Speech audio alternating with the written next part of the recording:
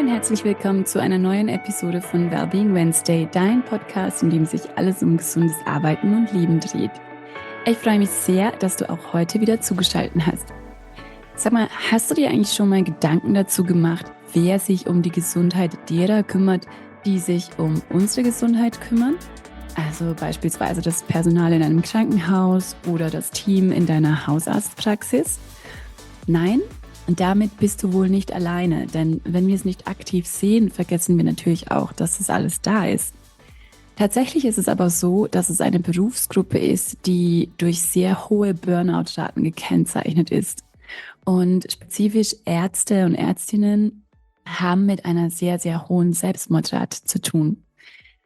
Irgendwie verwundert es mich auch oft nicht, denn wenn du selbst schon mal längere Zeit in einem Spital oder einem Krankenhaus verbracht hast und es ein bisschen beobachtet hast, hast auch du festgestellt, dass es wirklich ein sehr, sehr toughes Umfeld ist, wo der Druck wahnsinnig hoch ist, die Tage sehr, sehr lang und einfach mit dem ganzen Fachkräftemangel natürlich sich das jetzt auch noch mal total zuspitzt. Deswegen ist es umso schöner zu sehen, dass es immer mehr Menschen gibt, die sich genau auch für diese Berufsgruppen einsetzen. Und einer davon ist heute bei mir zu Gast im Podcast-Studio. Ich darf heute Dr. Jonathan Fischer begrüßen. Er ist selbst Arzt mit über 20 Jahren klinischer Erfahrung. Er ist aber auch Wellbeing Leader und zertifizierter Mindfulness-Trainer. Er gehört wirklich auf globaler Ebene zu den führenden Stimmen zu Physician Wellbeing, also Wohlbefinden und Gesundheit für Ärzte und Ärztinnen. Wir sprechen also heute über sein Herzensthema und das im wahrsten Sinne des Wortes, denn Jonathan ist Kardiologe. Aber in seiner Arbeit, wo sich alles um das Herz dreht, geht es ihm eigentlich nicht nur, unter Anführungsstrichen, die physische Heilung des Herzens, sondern auch sehr stark um die emotionalen Aspekte. Dazu hat er übrigens auch gerade ein Buch veröffentlicht, das ich dir in den Shownotes verlinkt habe. Für mich persönlich spielt Jonathan eine sehr besondere Rolle, denn vor wenigen Monaten habe ich mein Produkt, mein Training, mein Kurs Mindful Hospital lanciert und Jonathan war mein Sparring-Partner, er war mein Mentor, er hat sich hier immer wieder Zeit für mich genommen, um wirklich sicherzustellen, dass dieses deutschsprachige Training richtig, richtig gut ist, dass alle Inhalte, die da sein müssen, auch vorhanden sind und dafür bin ich ihm natürlich super dankbar. Aber genug von mir, hör am besten selbst rein und lerne von Jonathan, einem der globalen Leader in Physician Wellbeing und Mindfulness. Ich wünsche dir ganz viel Spaß mit dieser Folge. Hi Jonathan, so nice to have you on the podcast Wellbeing Wednesday. Very warm welcome to you. Thank you so much. It's great to be with you, Elvira. I am so excited to talk with you and be with you. I have been looking forward to this episode for ages. And if you don't mind, I would actually like you to start with a little mindfulness exercise. I'm happy to. If you're listening and you're in a car, maybe save this for later. Otherwise, find a comfortable posture, maybe resting your feet flat on the ground, bringing your spine to an upright and relaxed posture, softening the hands in the lap in a comfortable position. Beginning with a nice deep breath in through the nostrils, filling up the belly like you're smelling the flowers. Holding it for a second and exhaling through the mouth slowly and completely. Very good. Once more deep breath in through the nostrils. Holding at the top and exhaling slowly and completely, allowing any stress or tension to leave the body, allowing the breath to return to its natural rhythm, in and out through the nostrils. No need to make any effort now, simply allowing the body to breathe by itself. Feeling a sense of the earth supporting your feet below, noticing any sensations in the soles of the feet, vibration, tingling, numbness. Then gently shifting your awareness to the thighs on the chair. What's it like to feel supported in this moment? Shifting attention now to the shoulders, noticing any tension that you might be holding there. Now softening the belly, softening the hands, softening the muscles between the eyebrows and the face and the jaw, allowing yourself to be supported and to feel safe in this moment. Breathing in and breathing out. Bringing full attention now to the sensation of the breath, moving in through the nostrils and out through the nostrils. Not changing the breath in any way, simply observing. And in this brief moment of quiet stillness, checking in with your heart, asking, what are you needing most right now?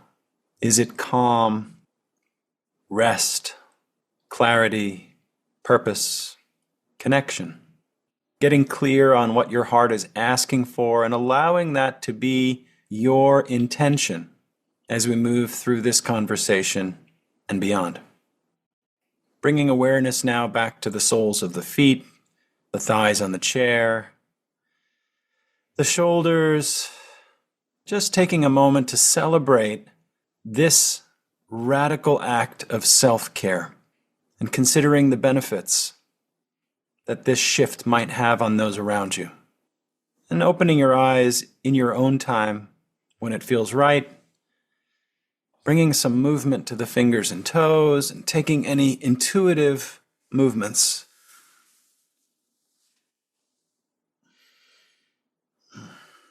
Beautiful. Thank you so much. That was lovely. And you know what? To give our listeners some context, it's at least over here, 3 p.m.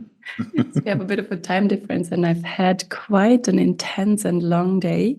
And once more, I experienced the benefits of mindfulness in daily business. So thank you for that. You're welcome. I introduced you briefly in the intro, but what I didn't say is, how did you come to mindfulness with your background? There's not too many out there yet, I don't think. So tell us a little bit more about your journey. I was desperate. I would receive any help I could get because my life was not going the way I had planned. And I realized that I hadn't even planned my life. I had gotten on a track as a young boy in a family where my father is the town doctor. My mother was a physicist, so science was in my blood. And one after another, my older 6 brothers and sisters all became doctors. And so people asked if I had a choice. I was going to ask as well. Did I feel any pressure? And when I was young, I would say, no, there's no pressure. But who was I kidding? There was tremendous pressure to succeed, to achieve, to help others, and to do something meaningful. And as the years went by, I got great satisfaction from pursuing my schoolwork and getting into the best universities and medical training. And that was at the same time sacrificing what was my inner life, which was virtually non-existent except for anxiety and isolation, because I sacrificed my relationships in order to achieve this ideal of becoming a respected doctor. And over time, I realized that I was missing out on much of my life. And my best friend encouraged me to get help because I was taking care of 3,000 patients every single year, listening to their hearts. And it occurred to me that my own heart was empty and cold. And that's not the person that I knew I used to be. So in my moment of desperation, my lowest point after losing my best friend, who happened to be my sister, and I was in the middle of my grief, yet still having to go to the hospital and work every day and no one knowing about that, I met a friend who had just lost her brother at a young age. And she suggested a book to me called When Things Fall Apart by a Buddhist nun named Pema Chodron. And I knew nothing about Buddhism or meditation. And in that book, she explained that the only way for your suffering to disappear is to recognize that you have nowhere you can hide. So in that moment, I realized I had to stop hiding from my pain, my isolation, and my suffering, and to learn how to be with discomfort. And that's when I began the practice of sitting quietly and simply noticing. And I became a meditation junkie. I bought every book. I went on every retreat. First, for 1 minute, it was hard to sit still. And then 7 minutes, I bought audio tapes. And then back then, I bought CDs a dozen years ago.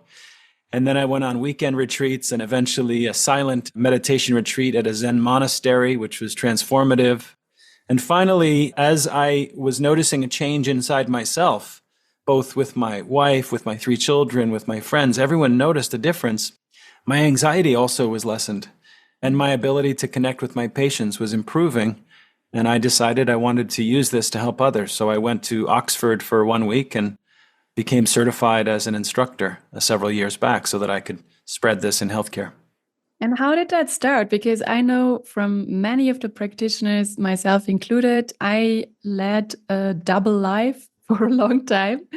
Because while I already had my practice when I started my corporate career, for the longest time, I kept it very separate. I didn't want to mingle the topics. It also didn't feel right. People weren't really talking about it, or there were some misconceptions about what it is or what it isn't.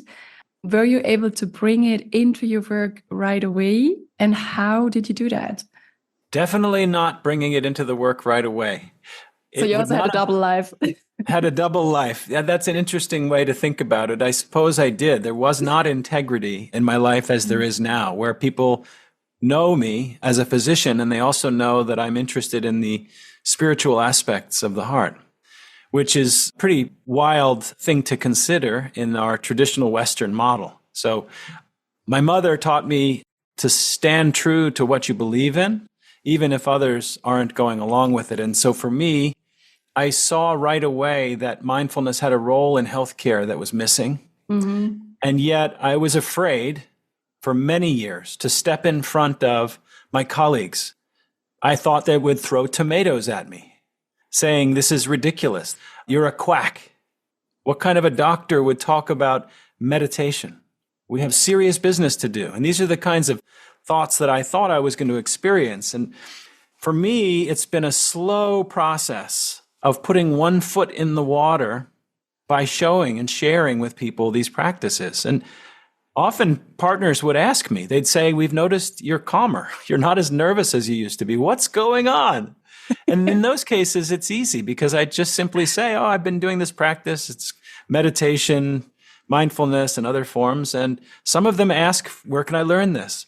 And it was in 2012 that I really took the plunge. And as Brené Brown says, you have to stand in the arena at some point if you believe in something and take a chance. And for me, that was my chance in 2012 when I offered to give medical grand rounds in our hospital on a topic that had never been discussed before, which was the science of mindfulness meditation in cardiovascular health and disease. Yes, and that's more than 10 years ago. Wow. Yeah, that was a dozen years. You're right. Time is going by fast. Yes. In that room, there were many skeptical looks, and I was ready for that. And I knew people were judging me, even in that moment in the hospital. Who is this weird person? What's wrong with him?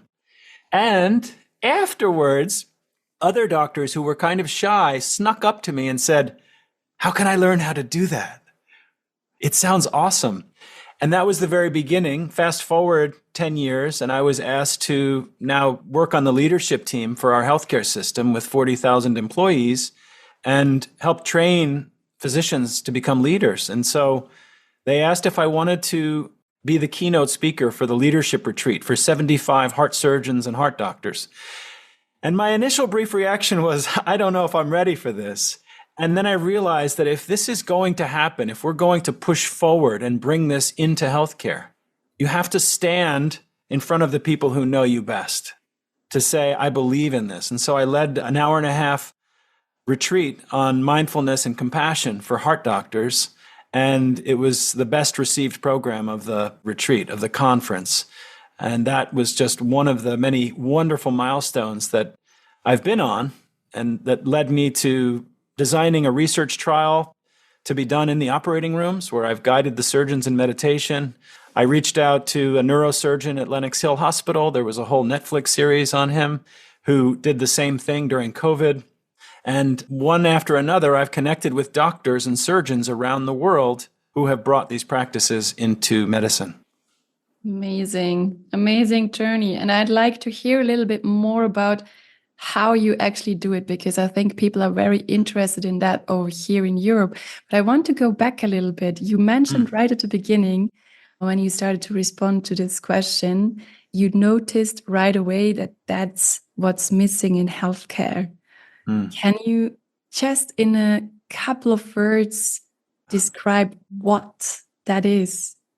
Well, the Western model of healthcare, and we really have to distinguish, because this idea of health goes back thousands of years, and there are many traditions that haven't fallen into this practice of rushing, treating medicine like a business, which it is. But it doesn't have to be like traditional business, which is based often on profits and, unfortunately, on greed.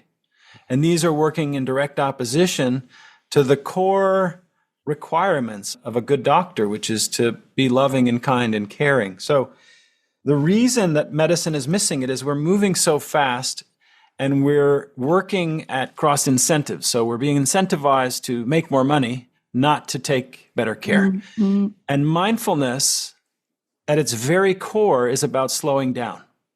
So at its very core, mindfulness goes against the principles of Western business and Western medicine. It's about slowing down. And the other challenge with modern medicine is we have so much information.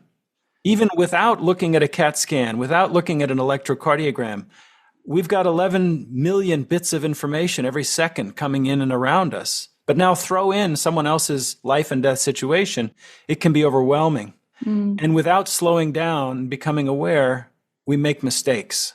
There's a literature now that shows how mindfulness helps not just doctors, but at every level in the healthcare system. This practice can help patient safety, patient outcomes, organizational cohesion, turnover rates, and profitability. It's amazing, huh? We will definitely also link to some of those data and studies in the show notes for everybody who is very interested in that right now. And you also mentioned healthcare as it is, modern medicine as it is today. It has become a business. It's very KPI driven. We experience the same over here. We also experience, similar like to every other country, a massive wave of burned out clinicians, not just clinicians, actually, healthcare staff in general. It feels like we have the great resignation as well. People are understandably just tired and fed up and leave the system to the extent where we have to start worry about whether we can maintain high quality care in the long term. How do you see that development in general, and how do you also see that initiatives like mindfulness or well-being in a broader sense? So we don't only have to talk about mindfulness, because I know you also do the work on a broader extent. How can that help, and where should or could we start? It starts with hopelessness. This is where I was 10 years ago. This is where so many doctors and nurses and healthcare executives are right now. They can't see the future. It seems too overwhelming. Medicine is too complex. There's this inertia that happens where we say, how can we ever get past it? I can at least speak to my own experience. I didn't go from a burned out, depressed doctor who was hiding and trying to avoid other people in social situations to becoming an organizational leader in one day. It's taken 15 years. And the process for me was first to do my own work inside myself, to do my own healing, which involved not just mindfulness, but also going to therapy, getting over the shame of taking a medication, of sharing my story with other doctors and saying it's okay to be a human being. and also studying the science of positive psychology, which is the broader umbrella in which mindfulness sits. Whether or not we look at modern science or if we go back to the Buddhist tradition, mindfulness was just one of many of the factors of enlightenment.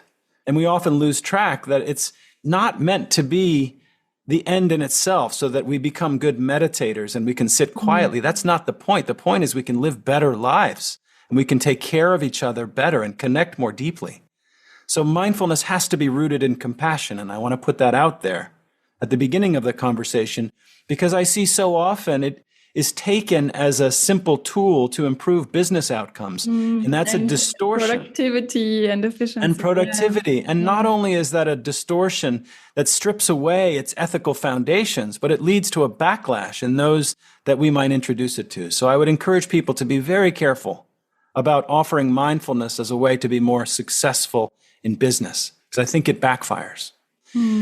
I can tell you after I've done my own work and began sharing these practices that had helped me and others started to lean in, I experimented locally. I brought the practice of stress reduction to my own clinic for free during the lunch hour. And people said, when can we do it again? And then I did it for my partners. And then I was asked to become an organizational leader. So it was kind of like a ripple effect. Yeah.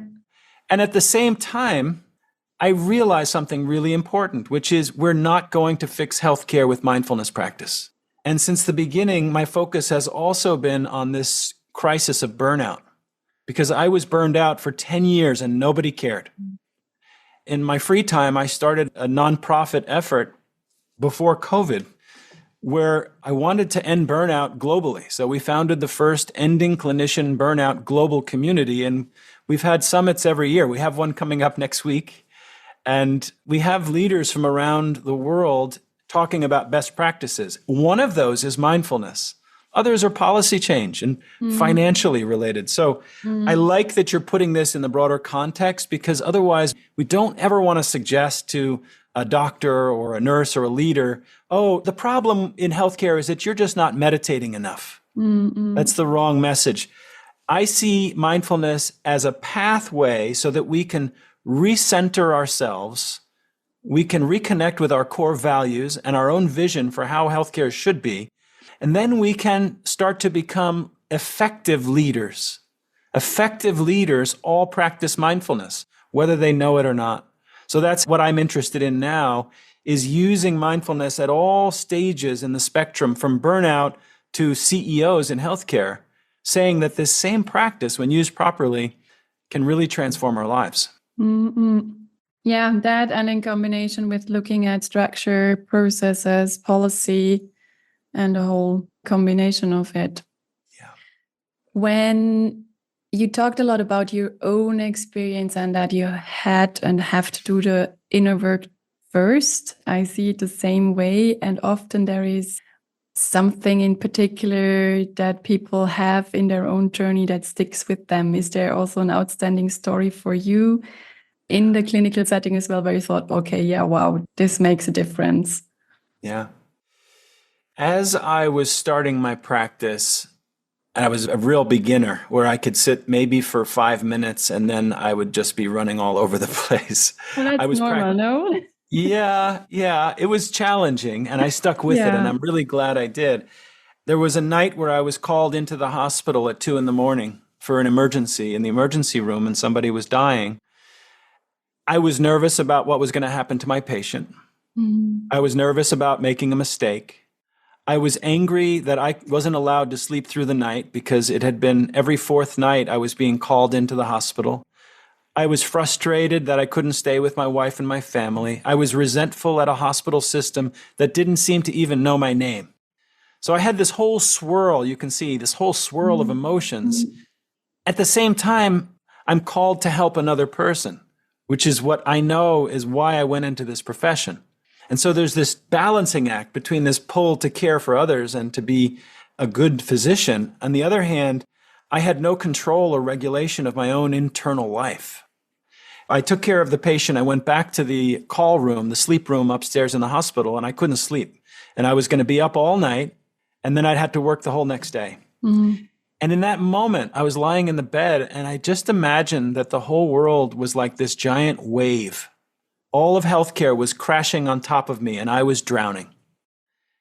And I think it was my mindfulness practice that I had just started that allowed me for a second to step outside this experience of feeling like I was the drowning one, and from a distance see myself and see the wave, and then reimagine, what if, instead of being the one who's drowning, what if I have a unique perspective that no one else has? At 3 a.m.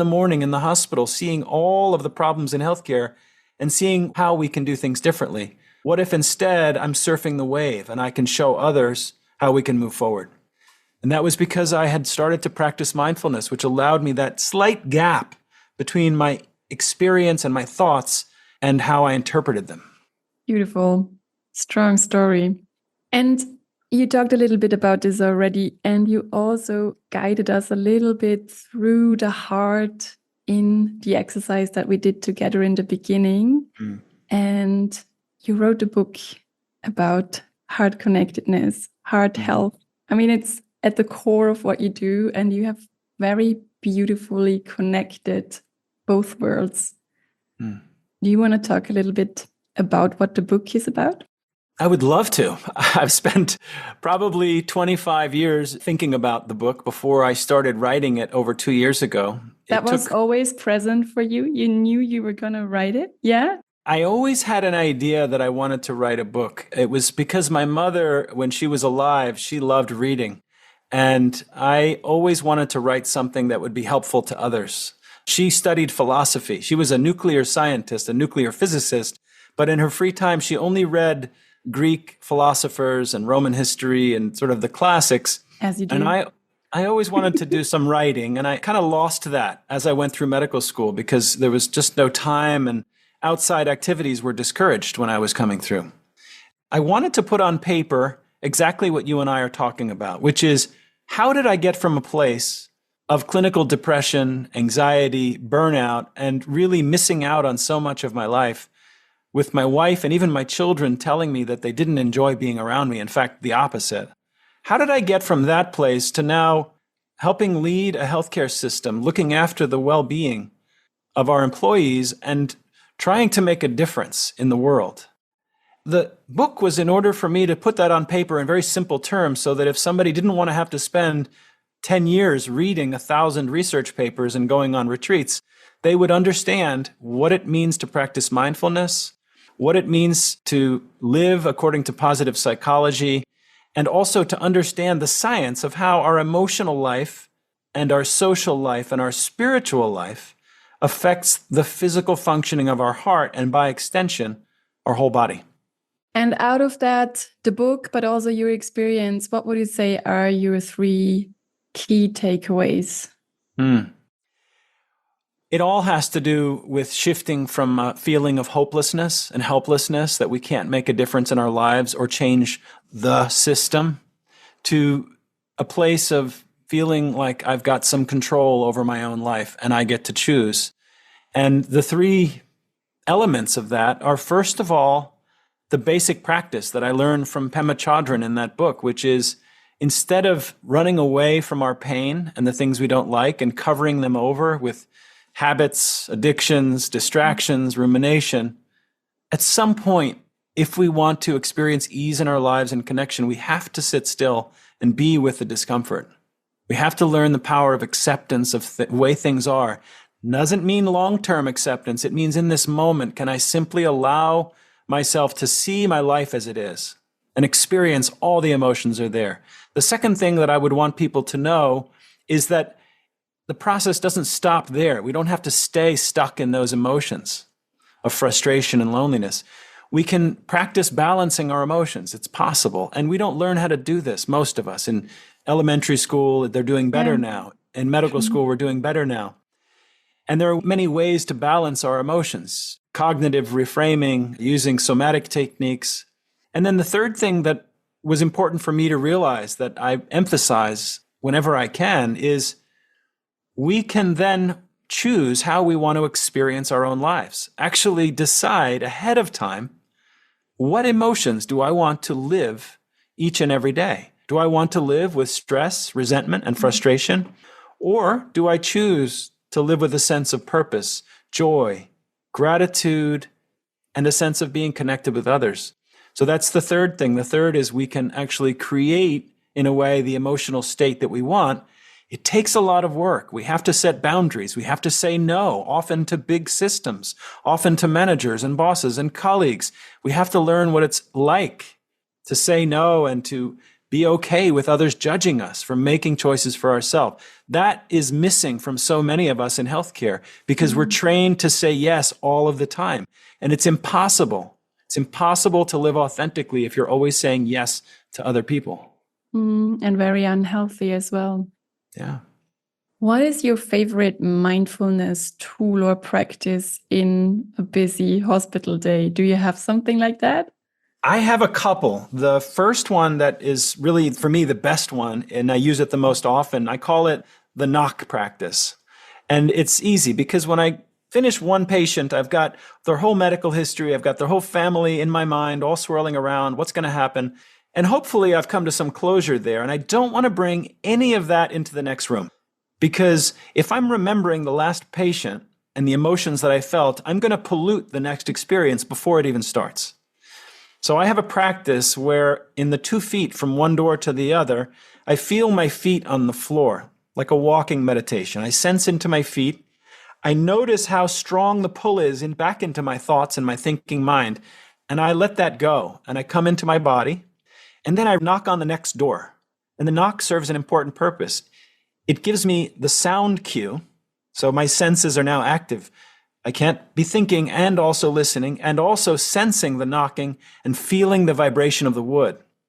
So it's a total sensory experience between my feet, the sound and the vibration and the knocking that allows me to reset, to clear my mind so that I can then decide how I enter the room, which is always with a gentle smile, a warm look in my eyes, and a readiness to receive whatever is about to come.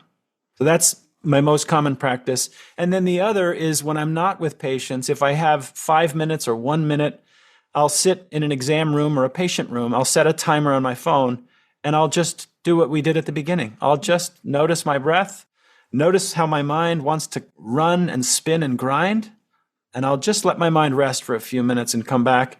And then the third practice is the practice of self-compassion. We deal with so much stress every day. There's so much life and death, existential dread and fear. There's shame that unless we learn to give ourselves the same compassion we give to others, we can end up judging ourselves quite harshly and often take out those feelings of fear and resentment in other ways that aren't healthy. So I may put my hands on my heart and send myself a note of respect and of love. Yeah, I love these. They're all very simple. They are very short. So there is always time to find at some place to integrate those. And they're very hands-on. So I really hope they benefit to many of our listeners. And I can just encourage you to just start. You just heard Jonathan talking about this. And the other takeaway for me now is also stick with it, see it through. It might be hard in the beginning. It might even be a bit uncomfortable to be in that stillness, but it's worth it. You talked a couple of times now about potential benefits. I mean, I in my field know about the benefits that mindfulness can potentially have in the corporate world. But if we take this now into the healthcare setting, you talked about one, which is being empathy, so that you are more able to empathize with the patient or the family or whoever, can be a colleague as well, or even a superior. I think empathy is a super skill that it's just always good to have. But you also talked about things like patient safety.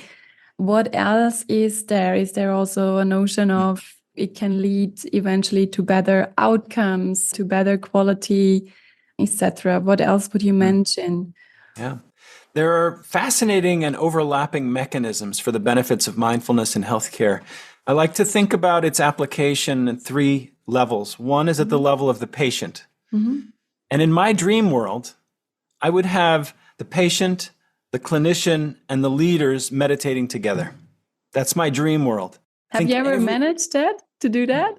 Not in the same room, but in the same day, yes. I've gone from meditating with a patient in the exam room to training my colleagues to entering the C-suite and doing an hour-and-a-half program for the CEO and team members, having their shoes off and all of this, and hands on the heart. So, but never exactly at the same moment. Maybe that'll come. So at the level of the patient, the benefits, which we haven't talked about, are immediate physical benefits, cardiovascular health protection. The American Heart Association released an important meta-analysis in 2017 saying that mindfulness meditation has benefits across the spectrum of cardiovascular health in smoking cessation, alcohol reduction, obesity, habit formation, blood pressure lowering. And this is a whole nother conversation, and I spend chapter 3 of the book discussing how does it do these things for our health. The next level is at the level of the provider, the nurse, the doctor, and really it's reducing our own chronic stress. I lived in chronic stress for 10 years. I was having chest pain myself. My blood pressure was just going up just a little bit. I was having heart palpitations. As the doctor, mindfulness can help the doctors and the nurses steady ourselves so that we can then shift into empathy and away from avoidance. And then the highest level are the leaders who are facing a lot of decisions now in the midst of uncertainty and chaos and fear. And what we know from social psychology is this phenomenon of emotional contagion, which many leaders don't appreciate, that when they walk into a room before saying a single word, there's an emotional impact, but not just an emotional impact on everyone in the room. There's a physiological change that happens very subtly. The heart beats faster, everyone in the room, if the person's stressed. Whereas if the leader can practice mindfulness and ground themselves for 1 minute before, and maybe do a loving kindness, compassion practice, wishing well for everyone in the organization, then their heart will be steady and those around them will appreciate the same benefits without even knowing it. Crazy. Yeah. I noticed that a lot actually as well. And it's really tangible. And it's so interesting. So now we talked a lot about the benefits and having you as the expert. Are there any side effects? Yes, there are side effects. It depends on what type of meditation we're talking about. Generally speaking, the side effects happen with larger doses of meditation. So if I have someone sit quietly for 30 seconds or a minute and watch their breath, it's very unlikely that there's any side effect. In fact, the most common side effect, and people should be aware of this, is they're going to have increased self-awareness. And that can be super uncomfortable, right? And it can be super uncomfortable because we start to see things about ourselves, our choices, and our current state in life that we start to ask, oh, how did I get here? So there can be what I call a backdraft effect. So if there is a fire in a room and you open the door for a moment, the air gets in and the fire gets worse. So when people start to meditate, if they have some anxiety, it can get worse. Or if they have rumination, it can get worse. And so I always recommend that if someone has any suggestion of a mental health history, it's always nice to be guided with someone who is informed by working with trauma, working with mental health. The average person is very unlikely to have any side effects, but on longer retreats, so when I sat for 1 week in silence, I started to wonder at times, am I losing it? I started to see and to hear in different ways. And it has been reported that some people can have psychosis. There's research on the potential side effects. Now, whether or not these individuals have pre-existing conditions, it's not totally clear to me. But it is safe to say that if we start little by little in small steps, we're safe. The benefits are far outweigh any risks, and I, at least in the last dozen years that I've been sharing these practices, haven't experienced anybody with serious side effects, but I don't lead week-long retreats. So the most that I would do would be about 4 hours of meditation with beginners. Yeah. We're slowly coming to the end of our chat. Time always flies. I do have 2 questions, though I would still like to ask you, and maybe we find time to do both and keep the answers short and sweet. But there is one thing that I always like to ask people who have these very deep stories and journeys, because there is always so much learning in that as well. So if you gave your younger self some advice, what would that be?